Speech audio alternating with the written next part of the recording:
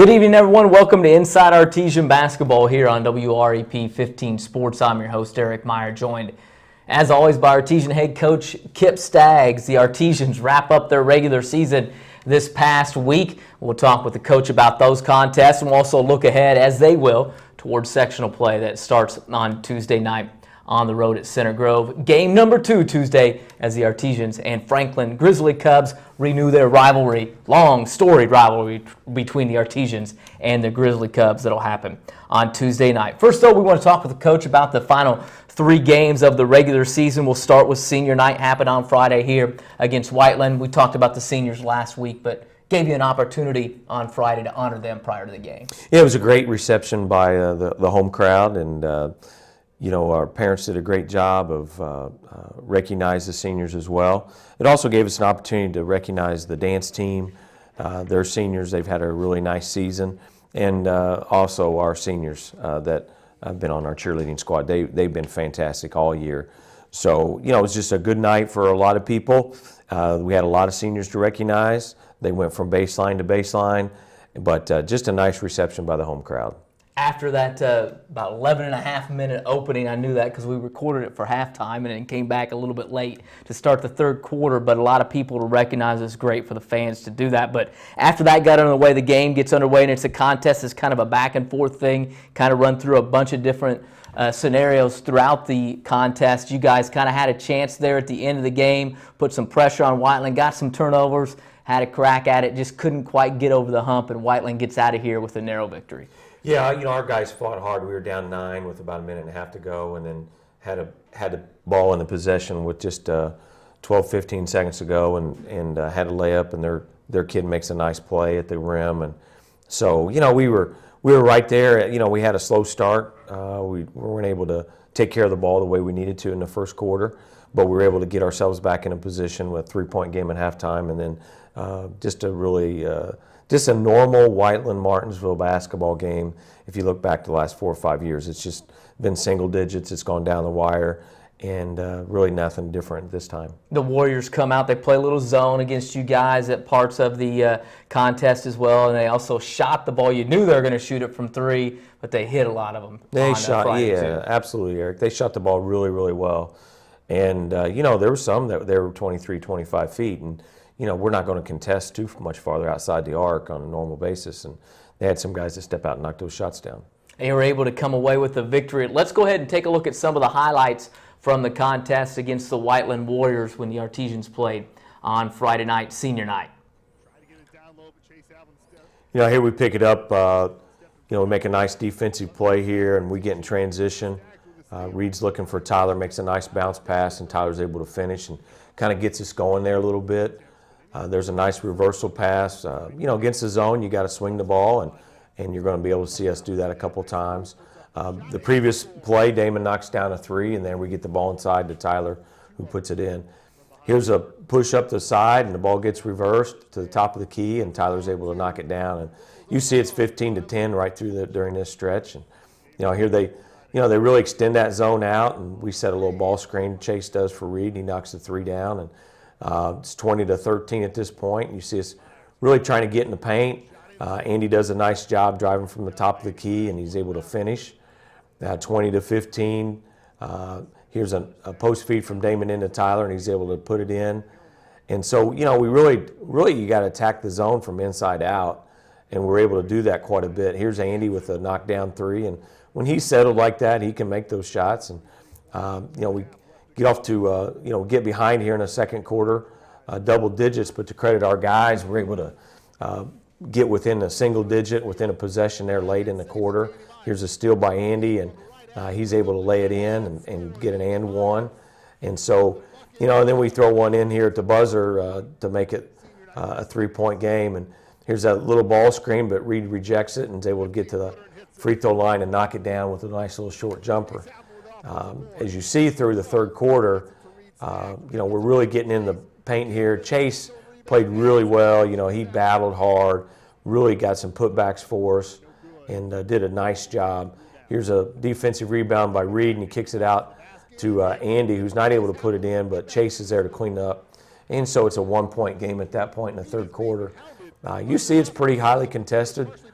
They're late in the quarter, missed shot, but we're able to put in. Chase is able to knock it down and stay with the play. Makes it 1. Here we take a quick little lead and go up 1 in the fourth quarter. We don't hold that lead very long. As you see, Whiteland comes in and is able to take a 4-point lead. There's Noah with a nice little move on the baseline, and he continues to get a little bit better and better. Chase, he called his bank there and makes it a 3-point game in the fourth. Tyler with the shot, but Chase cleans it up again. And that's Chase's probably best game of his career from varsity level. Just very, very active. Here we're able to get the ball inside to Chase again on a little dribble drive, and he's able to convert. And so we're starting to make a little run at him here. We get it to 5, 6. We get it down here to 4, 65, 61. It's about a minute or so to go. And here's a hustle play by Reed. He's able to look ahead and is able to find Andy, who drives it in. And now all of a sudden it's a 2-point game with about 20-some seconds to go. And at that point, we fouled. We had a couple fouls to give, and they were able to get the ball back in. And then Andy makes a nice steal with 12 seconds to go, and he goes in for a layup, and their kid makes a nice block, and then loose ball, and they get the inbound. At that point, we foul them. They go down and are able to knock in a couple free throws, and then my fault. We fouled them. They take the ball out of bounds. We tried to switch everything on the out of bounds. We missed a switch, and then at that point, they were able to knock in a little layup. So ended up being 67-63. And there was a couple defensive mistakes that we made early in the game we talked about on Monday where we didn't handle the flex cut very well, and we actually gave up 4 points in the first half where I felt like we didn't handle the flex cut the way we should have and gave them some inside position in the ball where they were close to the rim. And so, those are some correctable things, and we've already started making those changes. Trying to make those changes as the sectional comes around on Tuesday. Before we get to there, then you have a couple of more games. On Saturday, you go on the road to Columbus East. Coach Chitty's ball club has been playing very well as of late. It's kind of a slow, methodical contest. Columbus East able to come away with the victory. It's 20-11 at halftime, and it really seemed like it was 12-10. I mean, it was just a tight game, and we felt like we did a couple things. We really felt like it should have been 13-11 at half. We couldn't find the bucket. With the night before, we were able to shoot the ball fairly well. We were 47% on Friday night, but we just weren't able to find the bucket. And then we got in the third quarter, made a little run at them, got it inside single digits, and then maybe mental fatigue, maybe a little bit of fatigue from the game before. We just didn't play real well in the fourth quarter, and it got away from us. So I don't think the score is indicative of the type of game we had, at least through 3 quarters. But they're a nice ball club. They've won quite a few games. They'd won 4 or 5 in a row now, and I think they got an opportunity to make a little run there in the tournament.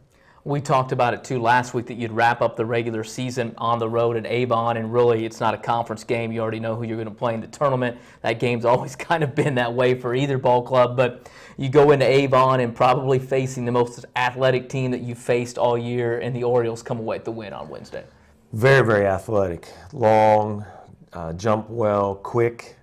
Their defensive point guard was just all over us all night. And we were able to get in some offense, but then they switched a lot of things that created a little bit of problem. Their quickness and length just probably more so than anything else. But we got off to a good start. And all of a sudden they went on a huge run. And to our guys' credit, we got it back down to it was 25-15 there in the middle of the second quarter, and we're playing fairly well. And then they go on a 5-2 run. It's 30-17, and we just never really got back into it at that point. I thought in the third quarter we came out, we had some opportunities at the rim, 3 or 4 layups. We had a missed dunk in there, and ball just didn't go in. We shot 28% on the night. We turned it over 17 times, and you're just not going to beat anybody when you do those things. So, disappointed from that standpoint. Probably in those last 2 games because we've been playing some good basketball. just coming up a little short. Come up a little bit short in those contests, but now really you turn your focus to the postseason, those regular season records really out the book window. I know you guys look at this as well, the fact kind of like your final third of the season now that you're coming up with sectional, and the sectional draw comes out on Sunday night. Like what we said, that Avon contest kind of always been one of those kind of outliers because it's not a conference game. You already know who you're going to play, and you're going to get a familiar opponent. It's going to be the Franklin Grizzly Cubs. I know that you and I'm sure the kids are probably kind of chomping at the bit to get an opportunity to battle Franklin again. Played them earlier in the season again, a kind of a low-scoring game that they kind of pulled away late. So you'll get another crack at them in the second game on Tuesday night over at Center Grove. Yeah, our guys are excited about the opportunity to play them again, and we felt like we did not play very well the first time around, and we feel like we're much improved since that time. They're playing really well. They've got 4 guys that can score the ball, and they pass it extremely well. They run their stuff well, and they have a sense of patience, some poise on the floor, and so they've got a nice ball club. But you could look back when they're 7th and 8th grade, and you knew that was going to be a good group for them, and it's kind of played itself out at this point. And those guys, they've had a good year, and they had a good win against Edgewood on Tuesday. They're going to go to Jennings County on Friday to finish up their regular season. As you mentioned, we're kind of second season now, and I told our guys when we got back from Avon, it's not really what's important in your rearview mirror right now. It's what's in that windshield and what's in front of us, and we got to put everything away. We're 0-0. It's the second season, and the one thing that I don't think our guys fully understand is that there's people, not just in our school or their family, but there's a lot of people in the community as well as around the country that really enjoy Artesian basketball and feel invested in it, have pride in it. And so I shared with them last night when we got back, a former player of ours sent me a text, and he informed me to share with the guys that, hey, losing is temporary, but sweat and blood is permanent. And that's kind of where we're at this point, and to compete and let the outcome be as it may be. But we've got guys reaching back out to us and saying, hey, tell these guys, man, we're behind them. We want them to do well, and trying to lift them up. So that's good that we've got that support system, not just within our school or within our program, but people outside that are still looking in, that are Artesians at heart and want us to do well.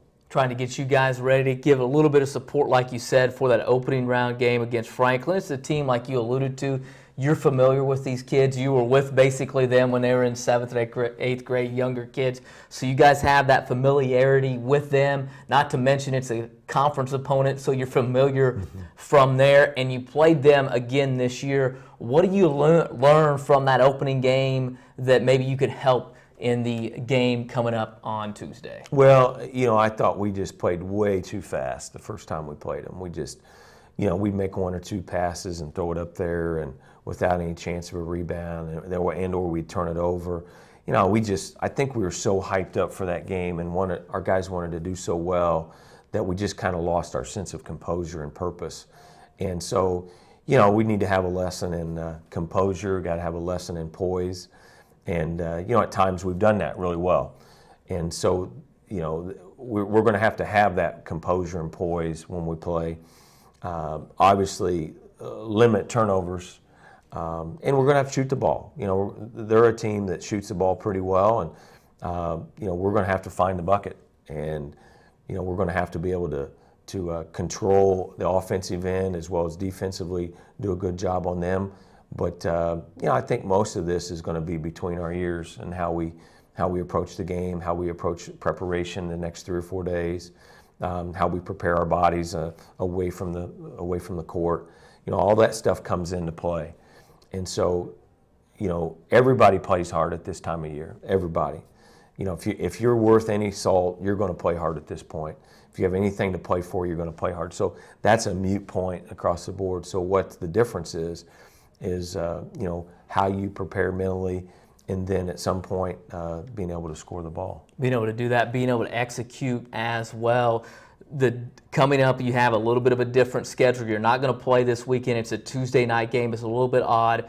What are the preparation plans on how the kids are practices and all that as you get ready to try to play on Tuesday night? So Thursday, Friday, Saturday are work days for us. We'll start going through the Franklin stuff today, and we'll go to Center Grove on Saturday to shoot in their gym.